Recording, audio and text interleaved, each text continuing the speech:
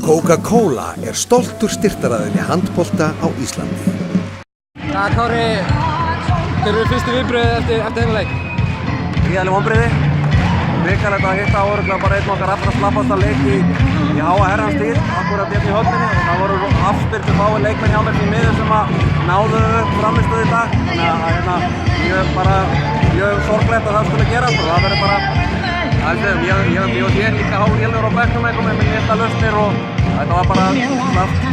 Heldurðu að framlengingin tvöfalt á fimmtudaginn hafi setið í leikmönnum? Ég veit ekki, það var auðvelt núna að fara að klína því á fimmtudaginn. Ég meina við höfum spilað í úrslitakeppni með að geta millibili og framlengt og leikum á GPA í undanúrslitum fyrra og spilum svo móti Stjörnunni 2 dögum seinna. Þá hafði það ekki áhrif. Ég get ekki ímyndað mér að þetta ætlaði ekki að láta þessum ásökun. Ég ætlaði ekki að leiða það. Það kafli í rauninni undir lok fyrri hálfleiks þar sem Stjarnan nær 3 mörkum, erfitt að elda svo alla leikinn eftir það.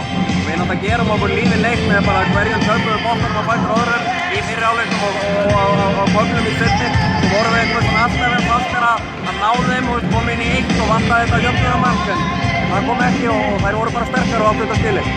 En heiminn og jörðin ekkert að færast, þú er bara deildin og væntanlega gerir bara meira hungur í liðinu að klára deildina með stæl. Já, ég ætla að vona það. Við verðum að safna núna á krafti. Við höfum svakalega leik á miðvikudag í deildina móti IBVF og það verður að vera, við verðum að koma sterkar þar inn.